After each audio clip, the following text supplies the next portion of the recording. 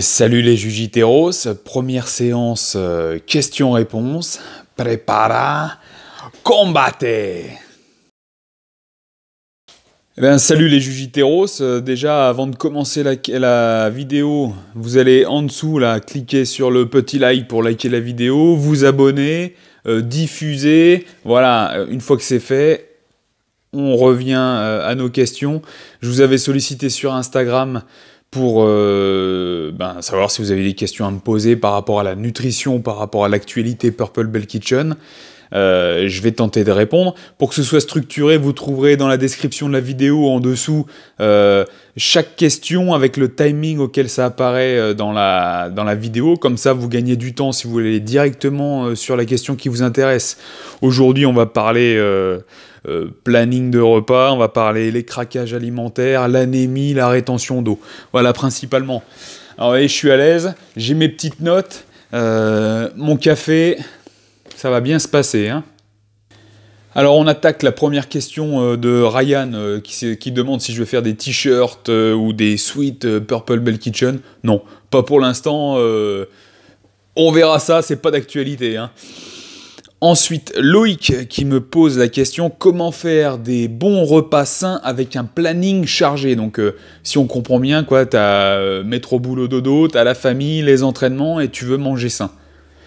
Moi, ce que je conseille, hein, c'est quelque chose que je conseille dans mon bouquin NutriFit Kitchen, c'est le meal prep. Enfin, meal prep dans le sens où on prépare ses repas à l'avance, on s'octroie une fenêtre de 1, 2 heures, 3 heures, même 30 minutes, un jour qui est relativement libre, et on prévoit pour la semaine, on cuisine. Par exemple, si tu cuisines 1 kg de riz si t'aimes le riz, tu fais cuire tes escalopes de poulet à l'avenir pour gagner du temps. Le but du meal prep, c'est de gagner du temps. Tu veux manger sain, prévois tes aliments sains, qui sont sains pour toi, ceux que tu aimes, ceux que tu sais qui vont pas te dégoûter à manger 2-3 fois dans la semaine. Tu les prépares à l'avance, à la vapeur, au four, tu fais cuire au grill, voilà, tu fais en grosse quantité, et ensuite, tu n'as plus qu'à stocker, tu mets dans le frigo. En général, quand c'est bien cuit, même les choses crues, tu les conserves au frigo entre 3 et 5 jours. Donc, vas-y, moi je t'encourage, tu te prends 1 heure, 2 heures le dimanche, voilà, au lieu de t'asseoir devant Jacques Martin, et tu vas cuisiner, sachant que tu peux regarder même des rétros de JJB, de vidéos techniques, pendant que les choses cuisent, tu vois, tu as juste à prendre un petit peu à l'avance. Voilà, donc ma solution pour manger sain quand tu as un planning chargé, c'est t'octroyer un petit temps dans ton week-end ou un jour où tu es libre, et action, quoi. Action.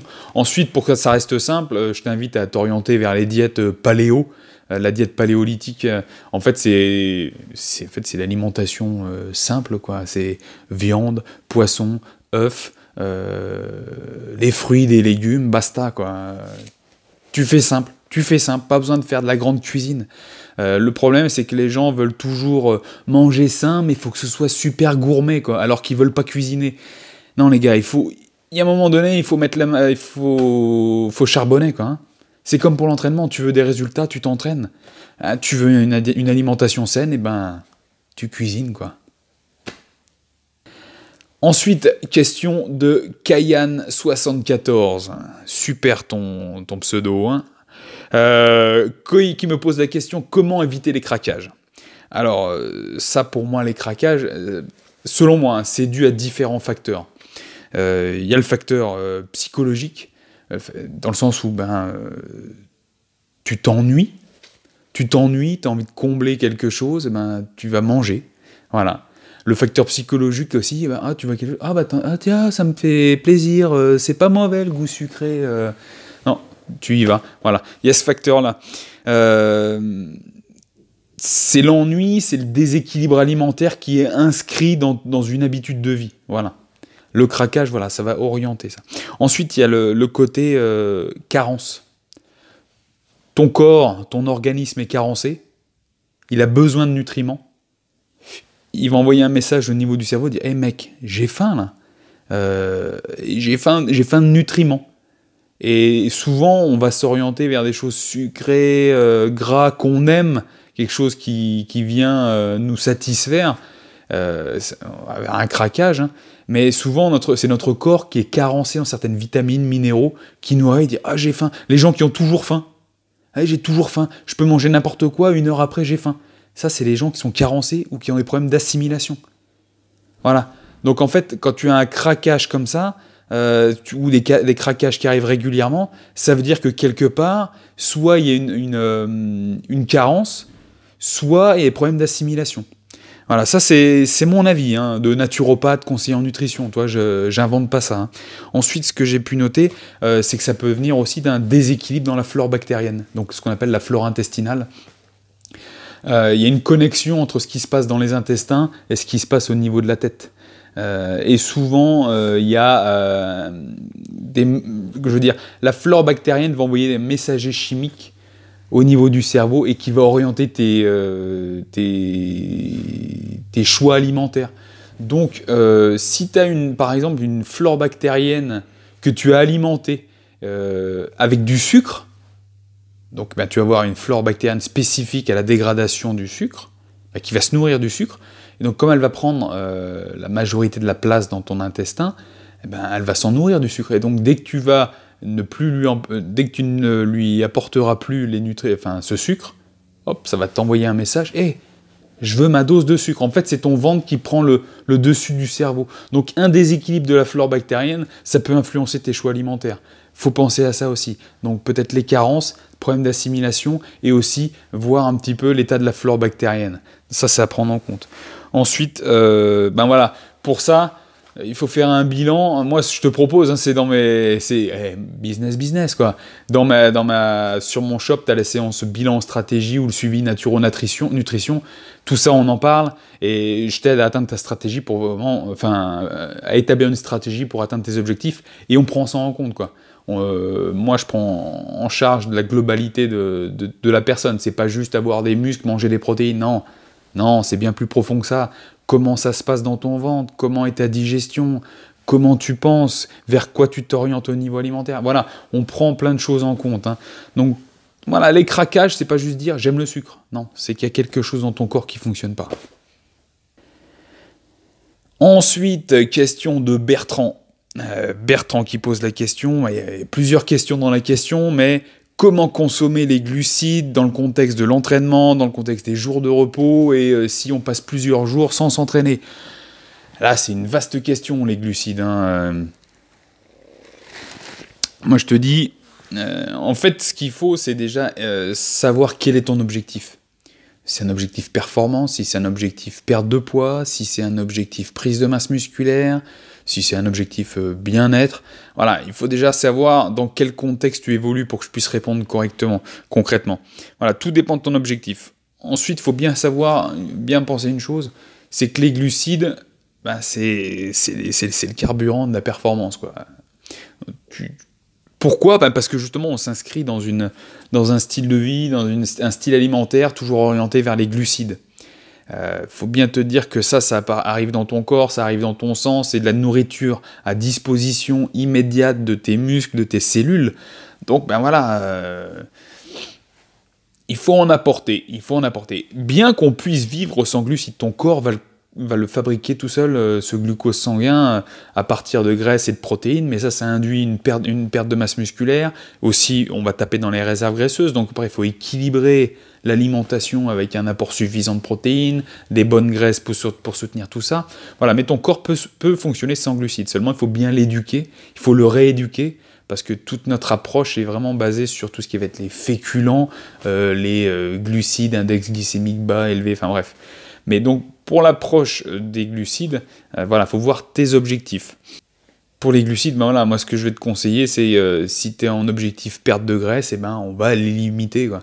Et limiter ces glucides, tout en maintenant la performance, je vais te dire, il faut mériter ces glucides. Tu t'actives physiquement, tu as le droit d'en consommer, mais pas d'en surconsommer. Pourquoi je te dis ça ? Parce que souvent on a tendance à surévaluer notre dépense calorique. Ouais, j'ai tourné en JJB pendant 1h30, c'était intense, on a transpiré, je peux m'octroyer un plat de pâtes énorme. Et non, mec, en fait, t'as transpiré, t'as perdu de l'eau, des minéraux. Mais est-ce que l'effort physique réel justifie un apport calorique derrière et apporté principalement par des glucides. Voilà, je suis pas sûr. Je suis pas sûr si tu fais ça avec un évaluateur de dépenses caloriques, par exemple un cardio-fréquence-mètre. Alors c'est pas évident quand on tourne en jiu-jitsu, mais cardio-fréquence-mètre pour voir la fréquence cardiaque et la moyenne de calories brûlées sur l'effort, sur l'heure et demie, t'auras pas brûlé tant que ça, hein, je te dis. Hein, tant que tu fasses de la technique, à part que si tu fais du combat en permanence, que tu as un rythme cardiaque qui est super élevé, voilà, non. Faut bien te dire que les glucides vont intervenir pour l'apport en énergie, hein, en fonction de l'intensité de ton activité physique. Plus ça va être intense, très intense, plus tu vas taper dans tes glucides. En gros, hein, c'est schématique ce que je dis, hein, c'est pas... plus tu vas monter en intensité, plus ça va être dans les glucides. Plus l'intensité va être basse, plus on va être sur l'utilisation de graisse, de lipides, réserves graisseuses. Voilà. Donc pour la consommation des glucides, tout dépend de l'intensité de tes entraînements, de ton objectif. Voilà, puis après, quelle est la qualité des glucides que tu consommes aussi, quoi. Je veux dire, si c'est des pâtes blanches que tu consommes en permanence, bon, je veux dire, c'est pas le top au niveau de la santé, parce que les pâtes blanches, voilà, les pâtes ou que du riz, ça va t'apporter, ou du pain, hein, ça va t'apporter des glucides, mais ça va rien t'apporter d'autre. Il faut bien te dire que quand on parle nutrition, c'est nutriments, se nourrir dans le sens amener des nutriments à son organisme, tout ce qui va être glucides raffinés comme les pâtes, le pain, des choses comme ça va t'apporter des glucides, mais pas de vitamines, pas de minéraux. Donc là, on ne parle pas de nutriments, on ne parle pas de nutrition, quoi, hein. Là, on t'apporte juste des calories et des glucides. Si tu veux vraiment parler nutrition, apporte-toi des glucides qui vont véhiculer des vitamines, des minéraux. Dans les fruits, dans les légumes, aussi, dans des légumineuses. Voilà, ça, c'est de la nutrition. Dans les légumineuses, tu vas avoir des glucides, des protéines végétales. Tu vas aussi avoir manganèse, potassium, magnésium, zinc, voilà, par exemple. Mais c'est des choses que tu ne trouveras pas dans du pain. Dans ton pain hamburger, là, voilà, t'as rien. En hamburger, t'as le pain, t'as les glucides, le steak, t'as des protéines, voilà. Et graisse, protéines, enfin lipides, protéines, glucides, t'as ça. Mais où sont les nutriments, quoi, après à côté, là les vitamines, les minéraux, oligo-éléments, là t'as rien. T'as très peu, là. Non, il faut varier l'alimentation. Apporte-toi des glucides de qualité, des fruits, des légumes, des fruits secs. Voilà, ça c'est important. Des légumineuses, il faut varier l'alimentation, varier les sources. Voilà, c'est bon pour les glucides. Ensuite, on va parler de la question de l'anémie grâce à Hélène. Alors là, ça va être plus orienté chez les filles, hein, mais c'est super important à prendre en compte. Hélène qui me pose la question comment prévenir l'anémie quand on fait du sport? D'ailleurs, qu'est-ce que c'est l'anémie? Parce que pour certains, ça veut rien dire, l'anémie. L'anémie, c'est, on va dire, une carence en fer ou une mauvaise utilisation du fer par l'organisme. Voilà, c'est une diminution des globules rouges dans le sang. Il faut bien te dire que quand il y a une diminution de ces globules rouges dans le sang, il y a une baisse de l'apport d'oxygène au niveau des cellules de l'organisme. Donc c'est les cellules musculaires, hein, aussi. Hein. Et donc du coup, tu perds en endurance cardio, en endurance musculaire, tu te sens plus faible. Donc voilà, comment prévenir cette baisse d'utilisation du fer par l'organisme quand on fait du sport? C'est-à-dire qu'il y a beaucoup de filles sportives, et beaucoup de sportifs en général aussi, qui sont carencés en fer, à cause du café, non je plaisante, mais ça en fait partie. Donc voilà, c'est vraiment à prendre en compte. Alors, cette anémie, déjà il faut savoir que c'est présent en général chez 25% des femmes. Alors cette question, ça m'a forcé aussi à aller faire des recherches un petit peu plus poussées, pour vous vraiment donner des clés aux filles, et même aux personnes qui souffriraient d'anémie, hein. Alors, les causes probables, hein, de ces carences en fer, chez les filles, bien sûr, il y a les règles, hein, voilà, parce qu'elles perdent du sang. Voilà. Ensuite, on peut rencontrer aussi une carence en fer chez les gens qui ont des ulcères ou des petites hémorragies internes. Ça, on le rencontre chez les sportifs d'endurance, Ils se rendent pas compte, mais le fait de courir, de faire du sport d'endurance, ça vient créer des lésions au niveau intestinal, et ça génère des micro-hémorragies internes. Donc voilà, et donc on perd du sang également. Donc ce sang, c'est du fer en moins. Il y a aussi le fait de prendre des anti-inflammatoires. Voilà, on a mal quelque part, on prend des anti-inflammatoires, et bien ça aussi pareil, captation du fer, et ça le dégage par les urines. De plus, les anti-inflammatoires, ça agresse l'estomac, donc en plus, il y a une plus grande propension à déclencher un ulcère, et avoir une hémorragie, une petite hémorragie interne, je ne vous parle pas de pisser le sang, mais une petite hémorragie interne qui occasionne vraiment une perte de fer. À savoir que de l'autre côté, un excès de fer oxyde l'organisme. Voilà, donc tout est dans l'équilibre, bien sûr, mais souvent on est plus dans la fourchette basse que haute. Ensuite, dans les causes de l'anémie, il y a le manque de fer dans l'alimentation. Ça, je le rencontre régulièrement chez certains véganes, véganes végétaliens, ou certains végétariens, qui ont une diète alimentaire orientée plus sur le côté style de vie, dire je veux respecter la nature et tout, mais qui sont pas trop dans l'équilibre nutritionnel, vous voyez, qui pensent faire bien au niveau oui, je préserve la planète, les animaux, mais qui équilibrent pas leur alimentation. Voilà. Donc ça, je peux rencontrer chez les gens. Et aussi, on peut rencontrer une anémie chez les gens qui consomment trop de glucides. Donc, qui vont focaliser leur alimentation sur les glucides. Les glucides, c'est les sucres. Et c'est pas forcément le goût sucré. C'est pâtes, pain, riz, pommes de terre, patates douces. Et si vous prenez un peu de recul sur votre alimentation au quotidien, regardez s'il n'y a pas un excès. Si les glucides ne sont pas en majorité présents, si ça ne représente pas 90% de votre alimentation, voilà, ça peut poser un problème dans votre gestion du fer. Voilà. Ensuite, qu'est-ce que j'ai pu noter ? Voilà, on parlait aussi des causes de l'anémie, les troubles de l'absorption du fer au niveau digestif. Alors ça, on le retrouve chez les gens qui sont atteints de certaines pathologies au niveau intestinal, maladie de Crohn, donc c'est au niveau de l'intestin, et la maladie cœliaque, c'est ceux qui sont allergiques, intolérants au gluten. Voilà, parce qu'il y a une agression au niveau intestinal, et donc l'intestin est moins à même de jouer son rôle d'absorption des nutriments. Il est agressé, donc vu qu'il ne retire pas les nutriments, ça passe à la trappe, quoi. Donc mauvaise absorption, mauvaise assimilation, carence. Et ensuite, toujours dans les causes, il y a l'inflammation de l'organisme. L'inflammation, c'est quelque chose, on pense que c'est limité aux tendinites ou une rougeur quand on est coupé. Non, il y a des inflammations qu'on ne ressent pas. C'est ce qu'on appelle l'inflammation de bas grade. Ça, c'est vraiment défini par notre style de vie. L'alimentation qui est trop axée sur les glucides, on en parlait précédemment, une alimentation dépourvue de nutriments, mauvaise oxygénation, mauvaise hydratation, surentraînement. Le surentraînement peut engendrer l'inflammation. Voilà. Donc tout ça, ça peut entraîner des carences.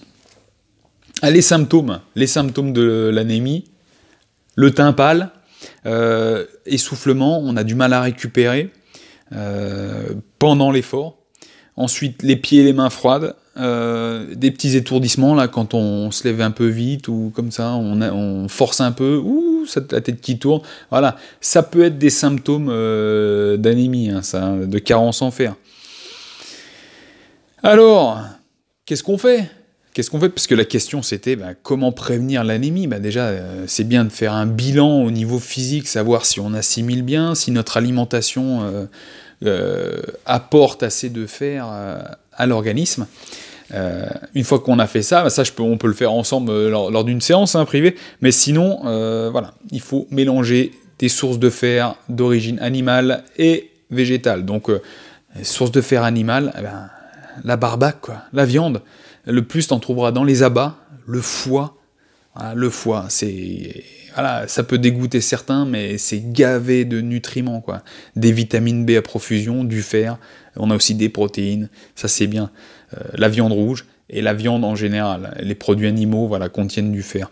Ensuite, il faut mélanger ça avec des protéines végétales, des sources de fer végétales.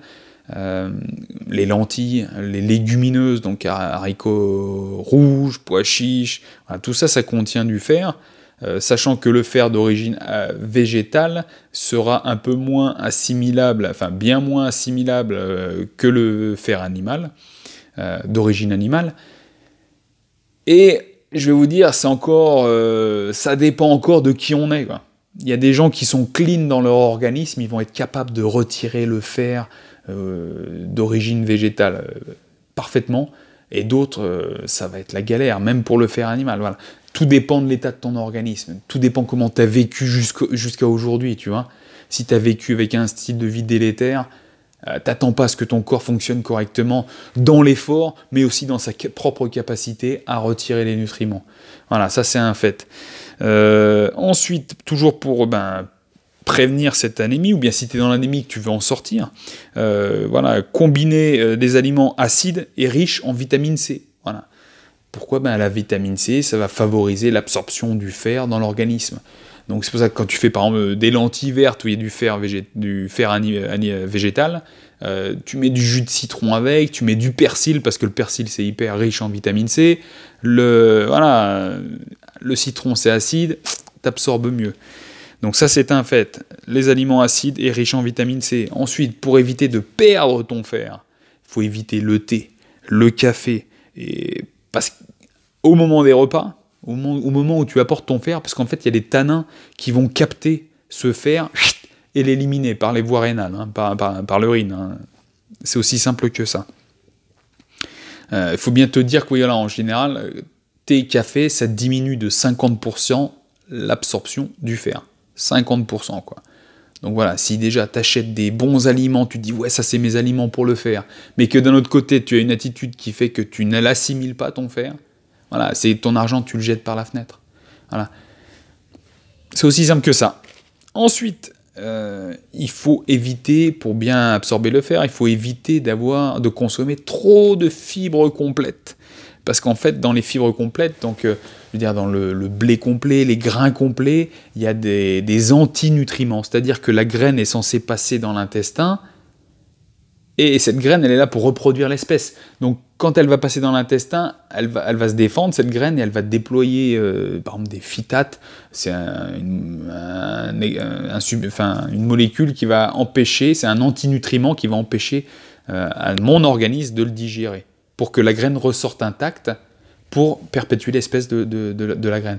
C'est ce qu'on peut voir dans les selles des animaux. Hein. Les petites crottes d'oiseaux, là, tu as toujours des graines, parce que la graine, elle veut perdurer, tu vois. Donc en fait, si tu manges trop de fibres complètes, il y a toujours plus d'antinutriments, et ces antinutriments vont empêcher l'absorption de ce que véhicule cette graine, et aussi de ce qui passe autour dans le tube digestif.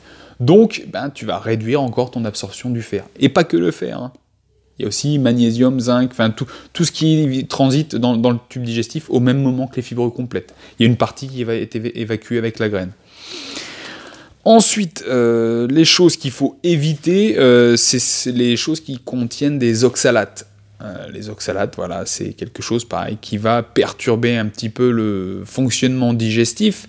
On retrouve ces oxalates dans la rhubarbe, dans le chocolat noir, dans les épinards cuits, il me semble, et dans du chou-fleur. Donc voilà, quand tu es en carence en fer, en anémie, essaye d'éviter quand même ces aliments le temps que tu remontes tes niveaux de fer. Ensuite, pour pallier, quand tu es en état d'anémie, tu es en carence de fer, il faut manger de la viande rouge. Voilà. Moi, je vais te conseiller, alors je suis pas trop un viandard, mais si j'étais en anémie, mon but, c'est pas juste de coller à l'éthique végane ou végétarien ou je mange pas de viande, non. Le but, c'est d'être en bonne santé. Le but, c'est d'être en bonne santé. Et si tu veux être performant, il faut être en bonne santé. Voilà. Donc pour moi, c'est, vas-y, tu manges ta viande rouge de qualité, tu prends des aliments de qualité, ta viande rouge 2 à 3 fois par semaine, des abats, voilà, tu fais ça 2-3 fois par semaine, pendant plusieurs semaines, pendant plusieurs mois, tu refais des analyses, si ça va, t'aimes pas, soit tu continues, soit tu réduis ta viande, mais voilà, le but c'est d'être en bonne santé, d'avoir des niveaux de fer sanguin corrects pour que tu puisses fonctionner, que tu n'aies plus d'étourdissement, que tu te sentes pas faible, voilà, c'est aussi simple que ça. Ce qu'il faut penser, c'est pas juste l'éthique, c'est aussi penser à soi. Qu'est-ce que tu veux dans la vie, quoi?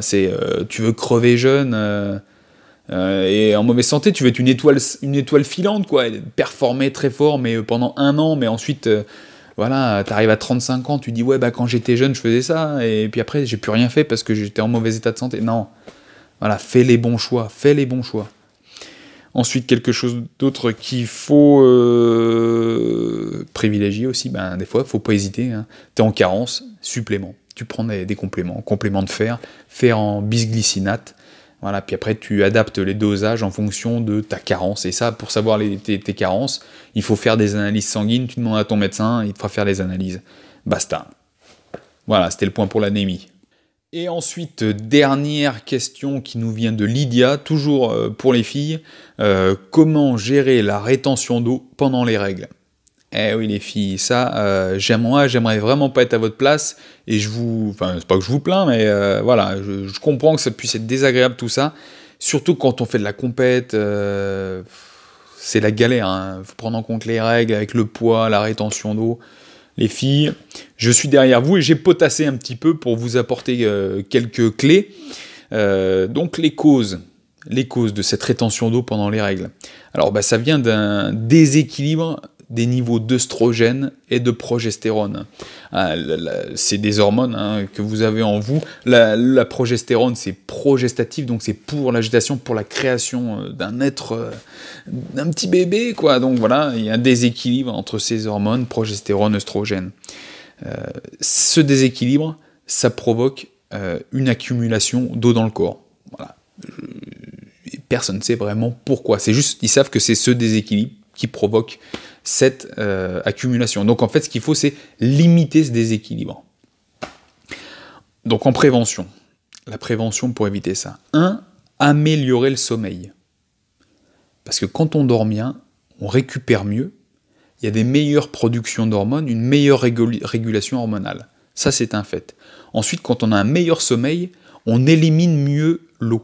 Il faut savoir que dans une nuit, on peut éliminer, en fonction de qui on est, jusqu'à 1,5 litre d'eau, par la transpiration, par la respiration, et la vapeur, et les urines le lendemain matin. Donc on peut perdre jusqu'à 1,5 litre d'eau pendant une nuit. Donc le fait d'optimiser le sommeil, eh ben, ça va vous faire perdre cette eau que votre corps retient. Ça, c'est un fait. Ensuite, au niveau alimentaire, ce qu'il va falloir faire, c'est réduire le sel qui va retenir l'eau. Sel, quand je dis sel, c'est sodium. Voilà, sel et sodium. Le sel, où on le trouve, déjà, c'est ce qu'on rajoute dans l'alimentation. Ensuite, c'est ce que vous allez avoir dans les plats préparés. Voilà, vous achetez des plats préparés, il y a du sel. Vous allez acheter, même si c'est, je sais pas, du jambon, vous mangez du jambon, vous dites, ouais, c'est des protéines, machin. Il y a du sel dedans, c'est un plat préparé, c'est quelque chose qui est modifié. Que ce soit du jambon de porc ou jambon de dinde, peu importe, il y a du sel dedans, rétention d'eau. La gavée pour vous, là, les filles. Ensuite, on en trouve dans le fromage. Les fromages, c'est fait avec du sel. Voilà. Et c'est des bonnes sources de sel, donc évitez le fromage également. Ensuite, tout ce qui est aliments industriels, tout ce qui est aliments modifiés, les biscuits, les soupes en briques, tout ça, voilà, ça contient des niveaux de sel qui vont accentuer cette rétention d'eau. Et ensuite, pareil, quoi. Si vous allez au resto, même si c'est un resto, on se dit, ouais, c'est sain, c'est machin, c'est vegan, c'est healthy, et pour que ça ait du goût, ils vont toujours rajouter des épices et du sel. Voilà. Donc voilà, les sels cachés, on parle toujours du sucre caché, mais aussi prenez en compte le sel caché qui peut accentuer cette rétention d'eau chez vous.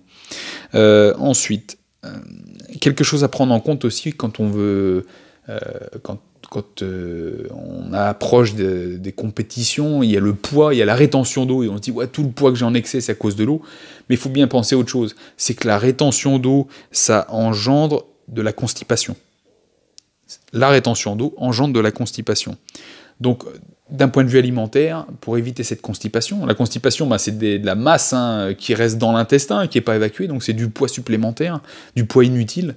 Donc, quand à l'approche de cette zone, quand vous savez que vous avez tendance à faire de la rétention d'eau, à être constipé pendant ces zones-là, cette période-là, optez pour les fibres. Les fibres. Alors, il ne faut pas mettre tout sur les fibres, mais optez pour les fibres. Et celle que je conseille, moi, à ce moment-là, pour bien évacuer, ça va être l'avoine, les flocons d'avoine, c'est aussi simple que ça. Alors tout ça, si vous voulez des recettes, il faut aller sur le site et acheter mon bouquin Hudson de maths. Vous aurez des recettes. Mais voilà, l'avoine, c'est vraiment spécifique au niveau intestinal et pour aider au drainage de l'intestin. L'avoine, le brocoli, les haricots verts, et au niveau des fruits, vous pouvez aller aussi sur les mangues et les poires. Les poires avec la peau. Donc si vous mangez les poires avec la peau, il faut mieux que les poires soient bio ou au moins qu'elles sortent du jardin, hein, pas de l'industrie, pesticides, quoi. Donc voilà, les fibres, très, très important. Ensuite, au niveau alimentaire, ce que vous pouvez faire, c'est accentuer la consommation d'aliments diurétiques. Alors dans les aliments diurétiques, ce que moi je préfère, c'est le céleri branche, céleri rave aussi. Ensuite, on a les asperges, moi j'adore, mais voilà, c'est super bon, c'est bien diurétique. Même si ça sent fort, c'est pas un problème. Tu pisses, ça sent fort, quel est le problème? Ça te fait pisser, voilà. Point à la ligne. Et puis ça t'apporte d'autres nutriments. Et en plus, les asperges, c'est plein de fibres. Ensuite, on a le fenouil, et on a le thé vert. Le thé vert, moi, je m'en suis longtemps servi dans mes stratégies de perte de poids et de anti-rétention d'eau. Vraiment, quand tu veux être sec, le thé vert, c'est bien. Mais voilà, comme on a parlé précédemment dans la vidéo, attention, si tu fais de l'anémie, pas en surconsommer et pas le consommer autour des repas. Thé vert, et ensuite les infusions de feuilles de pissenlit. Voilà, les feuilles de pissenlit. C'est bien rénal. D'accord? Donc je te laisse trouver ça, tu vas dans un magasin bio, ils te vendent des sachets de feuilles de pissenlit, tu te fais ça en infusion 2-3 fois par jour, tu vas voir, ça va te drainer, tu vas aller aux toilettes, mais si tu veux évacuer cette eau en excès à l'approche d'une compétition, ça peut toujours être pas mal. Et surtout aussi pour les gars, hein, si vous avez toujours un peu quelques grammes à perdre et que vous faites un peu de rétention aussi, allez-y sur ces feuilles de pissenlit, sur les fibres et les aliments que je viens de citer juste avant. Ensuite, quelque chose d'inévitable, hein. Tu veux que l'eau elle circule, que ça évacue, faut bouger. Mais il faut aussi se reposer, comme ça rejoint le sommeil. Il faut se reposer, il faut boire suffisamment, parce que en fait, des fois on fait de la rétention d'eau parce qu'on ne boit pas assez, donc ton corps il retient l'eau. Voilà, ça c'est mes conseils pour la rétention d'eau pendant les règles, et puis rétention d'eau en général. Eh ben les Jujiteros, voilà, j'ai terminé avec la question-réponse. J'espère que ça vous a apporté des clés.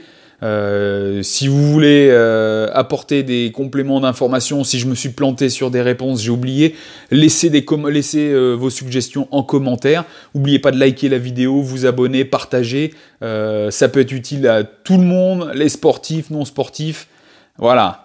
N'oubliez pas de me soutenir, allez sur Facebook, Instagram, likez la page, partagez, achetez mes bouquins, les patchs, voilà, et puis je vous ferai des cadeaux. Allez, paro!